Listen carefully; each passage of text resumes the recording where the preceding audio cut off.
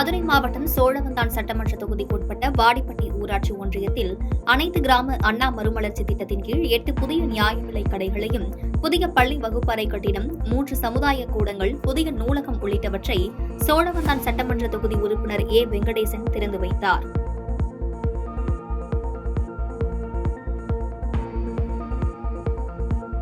ஈரோடு கிழக்கு சட்டமன்ற தொகுதி மேம்பாட்டு திட்டத்தின் கீழ் ஈரோடு மாநகராட்சி 1வது மண்டலம் 24வது வார்டில் அமைந்துள்ள ஆர்கேவி நகரில் அமைந்துள்ள பூங்காவினை தமிழ்நாடு வீட்டு வசதி மற்றும் நகர்ப்புற வளர்ச்சித்துறை அமைச்சர் சு. முத்துசாமி திறந்து வைத்தார்.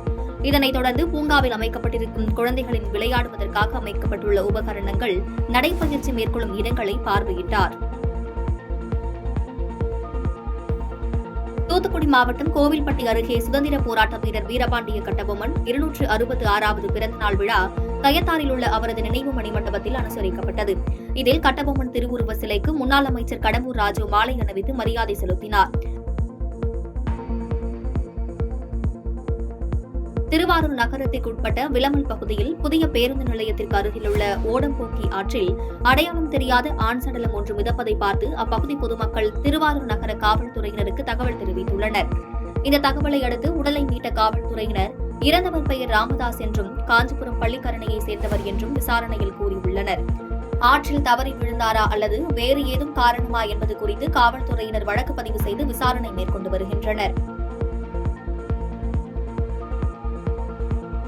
தஞ்சை மாவட்டம் பட்டுக்கோட்டை அருகே உள்ள தாமரங்கோட்டை ஊராட்சி பகுதியில் முத்துப்பேட்டையிலிருந்து பட்டுக்கோட்டை நோக்கி வந்த தனியார் பேருந்தினை அரசு பேருந்து ஒன்று முந்த முயன்றுள்ளது. அப்போது தனியார் பேருந்தில் ஏறுவதற்கு வந்த பரத் என்ற இளைஞர் 2 பேருந்துகளுக்கு இடையில் சிக்கி கீழே விழுந்த காட்சி சிசிடிவி கேமராவில் பதிவாகியுள்ளது. தமிழ்நாடு மின் உற்பத்தி மற்றும் பகிர்மான கழகம் சார்பில் தேசிய மின்சிக்கன வார விழா கடந்த 14ஆம் தேதி துவங்கி 20ஆம் தேதி வரை நடைபெறுகிறது. அந்த வகையில் திருப்பூர் கோட்டம் மின் பகிர்மான கழகம் சார்பில் விழிப்புணர்வு பேரணியானது திருப்பூர் பல்லடம் சாலையில் உள்ள வித்யாலயம் பேருந்து நிறுத்தத்திலிருந்து துவங்கியது. சேலம் மாவட்டம் ஓமலூர் அருகே திண்டமங்கலம் ரயில்வே பாலத்திற்கு அருகில் அழுது கொண்டிருந்த சிறுவனை அந்த வழியாக சென்ற விவசாயி மீது ஓமலூர் காவல் நிலையத்தில் ஒப்படைத்தார். சிறுவனிடம் போலீசார் விசாரித்தபோது தன்னை 3 பேர் கடத்தி வந்து பாலத்தில் போட்டதாக கூறியுள்ளார். இதனால் பதட்டமடைந்த போலீசார் சிறுவனின் போட்டோவை அனைத்து காவல் நிலையங்களுக்கும் அனுப்பி விசாரித்தபோது தொலசம்பட்டி அருகே மாரமங்கலம் பகுதியைச் சேர்ந்த மணிகண்டன் தமிழரசி தம்பதியின் மகன் என்பது தெரியவந்துள்ளது. வீட்டின் அருகில் உள்ள அரசு பள்ளியில் 3ஆம் வகுப்பு படிக்கும் அச்சிறுவன் அரையாண்டு விடுமுறை முடிந்ததால் பெற்றோர் பள்ளிக்கு செல்ல அனுப்பி வைத்துள்ளனர். ஆனால் பள்ளிக்கு செல்லாமல் பெற்றோரை ஏமாற்ற அங்கு சென்றதாக விசாரணையில் தெரியவந்துள்ளது.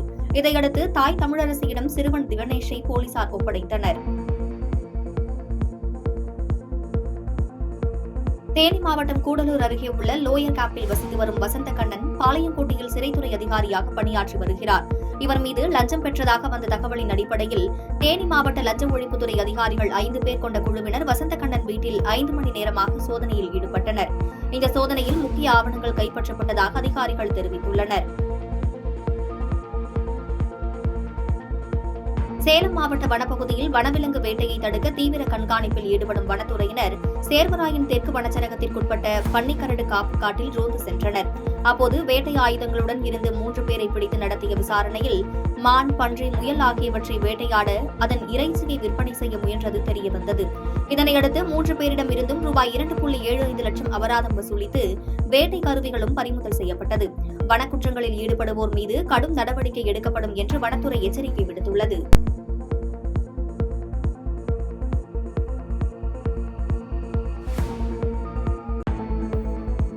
மதுரை உலக புகழ்பெற்ற அலங்காநல்லூர் பாலமேடு ஜல்லிக்கட்டு விழாவுக்கான முகூர்த்த கால் நடும் வைபவம் அலங்காநல்லூர் ஜல்லிக்கட்டு வாடிவாசல் முன்பு முனியாண்டி சுவாமிக்கு பூஜைகள் செய்து சிறப்பாக தொடங்கியது.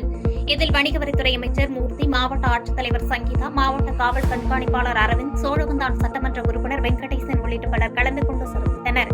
தொடர்ந்து செய்தியாளர்களிடம் பேசிய அமைச்சர் மூர்த்தி, இந்த ஆண்டு அலங்காநல்லூர் ஜல்லிக்கட்டை துணை முதலமைச்சர் உதயநிதி ஸ்டாலின் துவக்கி வைப்பார் என தெரிவித்தார். தமிழ்நாடு முதலமைச்சர், துணை முதலமைச்சர், தமிழ்நாடு அரசு சார்பிலே நேற்றைய தினம் அவனியாபுரத்திலையும் இன்றைக்கு அலங்காநல்லூர்லையும் இப்போது பாலமேடுலையும் அதுக்கான பணியை துவக்கக்கூடிய கால்கோள் விழா நடத்தி அந்த பணி ஆரம்பிக்கிறது. புதுச்சேரி மாநில பாஜக அமைப்பு தேர்தல் தொடர்பான ஆலோசனைக் கூட்டத்திற்கு பிறகு செய்தியாளர்களை சந்தித்த பாஜக தேசிய மகளிர் அணி தலைவி வானதி சீனிவாசன், அண்ணா பல்கலைக்கழக மாணவி விவகாரம் தொடர்பாக மதுரையில் பேரணியில் ஈடுபட முயன்ற குஷ்பு கைது செய்யப்பட்டதற்கு கண்டனம் தெரிவித்தார்.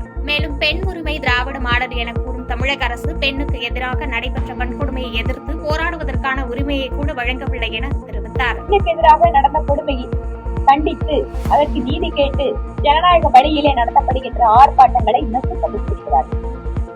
மகளிர் அணியினுடைய நிர்வாகிகள் வீட்டுக்கெல்லாம் காவல்துறை ஏதோ தீவிரவாதியை தேடுவது போல நள்ளிரவில் கூட அவர்களை எல்லாம் சென்று மிரட்டி கைது செய்ய முயற்சிப்பது அவர்களுடைய உரிமைகளுக்கு எதிரானது.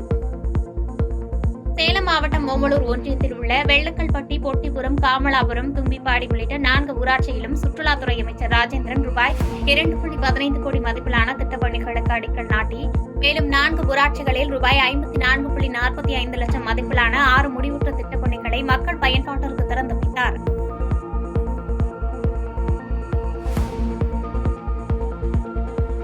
காஞ்சிபுரம் மாவட்டம் சிறுவாக்கம் மோட்டூர் கிராமத்தில் கால்நடைகளுக்கான கோமாரி நோய் தடுப்பூசி முகாமினை மாவட்ட ஆட்சித்தலைவர் கலைச்செல்வி, நாடாளுமன்ற உறுப்பினர் செல்வம், சட்டமன்ற உறுப்பினர் எழிலரசன் ஆகியோர் துவக்கி வைத்து பார்வையிட்டனர்.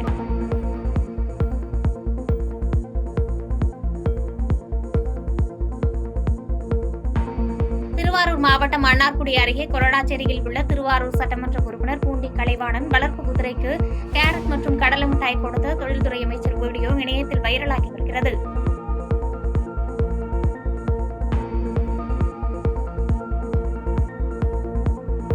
மதுரை மாவட்டத்தில் டங்ஸ்டன் சுரங்கம் அமைக்க எதிர்ப்பு தெரிவித்து மேலூர் பகுதியைச் சேர்ந்த கிராம மக்கள் தொடர்ந்து பல்வேறு கட்டமாக போராடி வருகின்றனர். இந்நிலையில் மேலூரில் மதிமுக தலைவர் வைகோ அப்பகுதி மக்களுக்கு ஆதரவு தெரிவித்து டங்ஸ்டன் சுரங்கம் அமைப்பதை எதிர்த்து கண்டன கூட்டத்தில் பேசினார். அப்போது பேசிய அவர், அனில் அகர்வால் கூட்டத்தை மதுரை மண்டலத்திற்குள் நுழையவிட மாட்டோம் என திட்டவட்டமாக தெரிவித்தார்.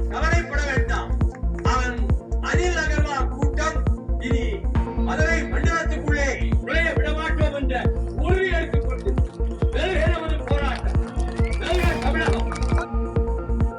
ஆங்கிலேயர் ஆதிக்கத்தை எதிர்த்து போரிட்ட பாஞ்சாலங்குறிச்சி மன்னர்களில் முக்கியமான வீரபாண்டிய கட்டபொம்மனின் 266வது பிறந்த தினத்தை முன்னிட்டு தேசிய நெடுஞ்சாலை நகர் இல்லத்தில் அதிமுக பொதுச் செயலாளரும் சட்டப்பேரவை எதிர்க்கட்சித் தலைவருமான எடப்பாடி பழனிசாமி வண்ண மலர்களால் அலங்கரிக்கப்பட்ட வீரபாண்டிய கட்டபொம்மனின் உருவப்படத்திற்கு மலர் தூவி மரியாதை செலுத்தி அவரது வீரத்தையும் தியாகத்தையும் நினைவு கூர்ந்தார்.